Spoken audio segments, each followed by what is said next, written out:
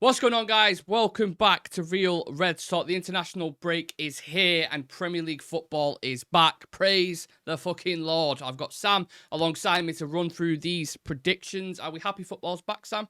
I'm happy football's back. I'm not happy United are back, but I'll take Premier League football. I enjoy watching United, not so much. Yeah, well, you give me the perfect segue. Let's kick it off with our lot then. Southampton versus United. Sorry, we are away at St Mary's. 12:30 kickoff, Sam.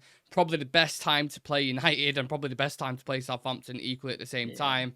How do you see this one going score-wise and the game? How do you see it playing out?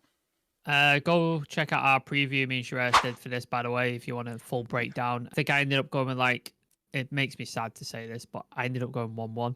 Oh, you went for a draw? I don't see where the goals come from because we're struggling to score, and I could well see us being so open because that's the way we play, and Southampton snatching something and getting a goal and just being really late on? Just a really deflating 1-1 draw. I can see. I was speaking to the radio yesterday and they asked me about how do I feel? Do you feel positive? You know, we should be going there winning 3-4-0. And I said, listen, that international break, early kickoff, it stinks of the first half being a grind, and then I think the second half potentially United might just nick one or two, and we win the game. But that kind of thing where there's question marks after it, and you're like, is that a win? Is that a convincing win?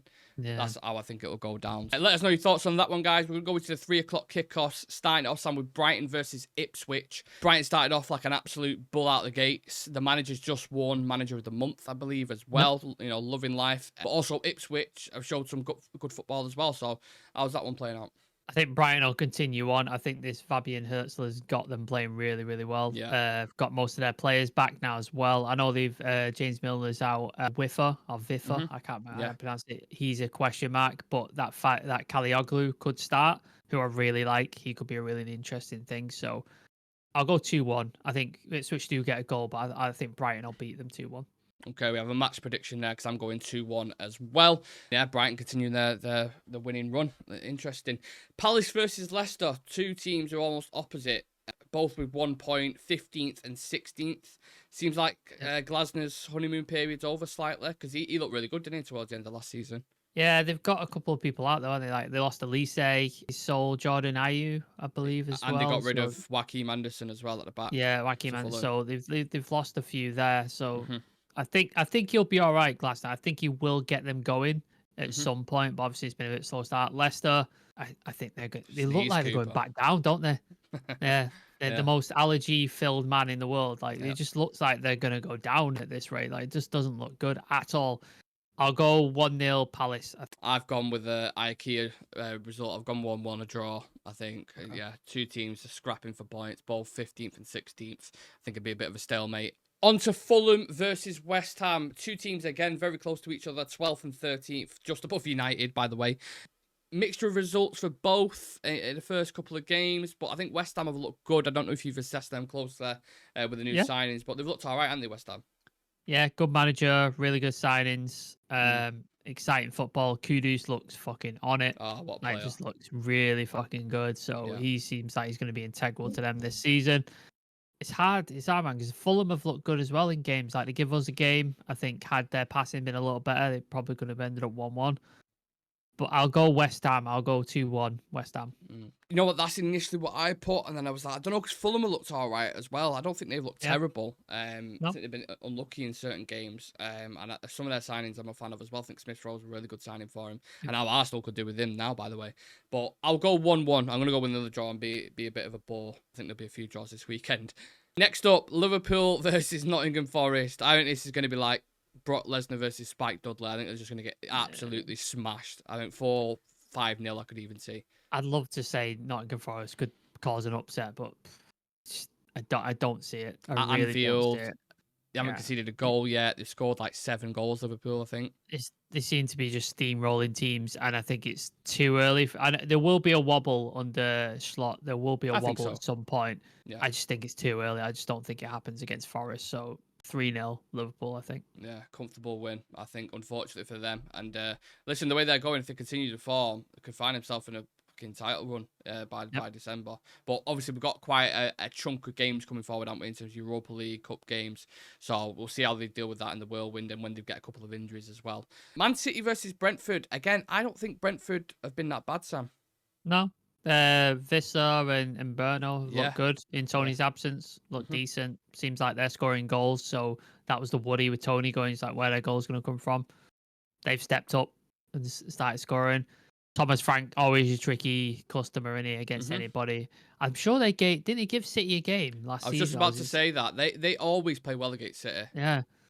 So I could see it being a bit of a tight game. I'll just give it to City. I'll say 2-1 to City, but I could see Brentford giving them a bit of a fright, to be honest with you.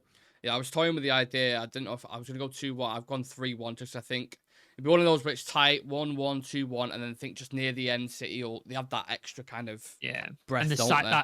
That cyborg is just fucking ridiculous at the minute, isn't it? Exactly. Yeah, he's outrageous, and he's just one player in a month as well. So I'm pretty sure there'll be a lot of people captaining him this weekend. 5 o'clock kickoff, Aston Villa versus Everton. Can you see anything other than a 3-0 comfortable win for Villa in this? What are happening to Everton, man? Honest to God. Mad, innit? Like, I actually feel sorry for him. How did they chuck that game away? Like, what was it? They conceded 3 in 3 in 6 minutes or something, I think it was. That's insanity. Crazy. Yeah. It's fucking insanity. That, like, unbelievable. Like, that's not like Sean Dyche either. Normally, if he gets a lead, he holds on to it and he'll defend it with his life. Was it Chelsea last season? Yeah. The Cole Palmer hat trick. Towards it. Oh my God. Yeah. So we've been on the receiving end of it, haven't we? And Villa look good. Look like they're going to continue that good form from last season. 3-0 Villa. Yeah, I'll go. That's what I've gone with. Yeah. We've got another match on that one. Cannot see Everton. No. But, I mean, I'll be surprised. Sometimes you get a shock result, don't you? Maybe that's one in there. But sorry, Alex. Yeah, sorry, Alex. 8 o'clock kickoff. A few interesting factors in it. So Bournemouth versus Chelsea. Late kickoff. Down to Bournemouth. Long drive. Is the potential of Chelsea players slacking off? Yeah, your favourite club, Bournemouth. Chelsea have got enough quality to put it to Bournemouth. They've got enough quality. Is there a bot coming though? I think if you're gonna any of these games we've just gone through, if you were gonna say there could be potentially an upset, this could be the one. This could be the one because I still don't know what this Chelsea team are about. I really don't. Like I don't know what to expect. I don't know what they're gonna do. I don't know how they're gonna perform. They got beat by City, but I don't think they look bad against City. Yeah, they was alright. And then smash Wolves 6-2. Smash Wolves. So I don't know. I'll put my neck on a line. I'll say Bournemouth beat them 2-1. Ooh, I'll put my neck on a line just to be different. Just to be different. I've gone 2-2. I think goals in it end to end because actually, I really like the coach of Bournemouth. I think he's done a good job. Yeah, he's got good. playing well. But again, it's another club where it's like you just lost Solanke, your main goal scorer. You've got to replace these players. Yeah, I'll go 2-2. I think just because of the dynamics involved. On to Super Sunday. Now, game of the weekend, no doubt. Spurs versus Arsenal. Ødegaard out, Rice out for Arsenal. It's at Tottenham's ground, which makes it more balanced. How do you see this one going? There's always goals in this game, innit? There's always like a bunch of goals, and it gets a bit fiery as well. So I won't be surprised if there's a red card somewhere in there. Hopefully, especially with what's his face, the centre back for Spurs. Romero. He's got red cards written all over them. Yeah, absolute nutter. So I could see something there. I'm gonna go 3-2 Arsenal. I think even with Rice and Ødegaard out, I still think they've got enough quality, and we know what Spurs do. Even if Spurs go 2-0 up, they're going to keep committing. They'll just keep pushing and pushing. I think that'll leave them open to Arsenal's like intricate play because they've got Sterling, who could be a factor. They've still got Saka, Havertz is scoring goals. Like they've got enough there, Martinelli, etc. So they've got enough there to do the job. So I'll go 3-2 Arsenal. I thought the game last season was fascinating, wasn't it? Between these two, always a great game. And Tottenham actually had a lot of the ball. They was creating a lot of chances, but Arsenal set pieces again just absolutely killed them. And I think they'll go a similar way. But I'm gonna go again. I've had so many draws in this. I've gone 2-2 because it's like you said, rightfully, there's always goals. Yeah, I think a point a piece. Considering Arsenal, I mean, they won't want that because they just drew against Brighton. But with players missing, I think it'll probably go down that way. Now, the last game of the weekend, of this game week, sorry, Sam, is Wolves versus Newcastle at 4:30. Wolves at home, of course. Not looking good at Newcastle. A lot of noise surrounding the manager. Will he go England? Is he happy with the structure? Directors calling him out as well. Paul Mitchell's not happy with him. Yeah. So it seems like a lot of negativity. They haven't got a great away record. Wolves need a result as well because they've not had the best start. What are we saying? This has got 1-1 written all over it, hasn't it? This has just got a fucking draw written all over it. Wolves not looked impressive as of yet. Newcastle did the job. Who were the 10 men down to? Fabian Schär got sent off. Oh, was it Southampton? Might have been. It might have been Brentford Diaz. That Brentford Diaz got sent off. Yes, correct. Yeah. So they've still got play like Alexander Isaac's a fantastic player. Beat so I think Gordon as well. Looked good for England, didn't it? Gordon, yeah. So I think they've still can score, but I think I go 1-1. I think Wolves Newcastle is draw written all over it.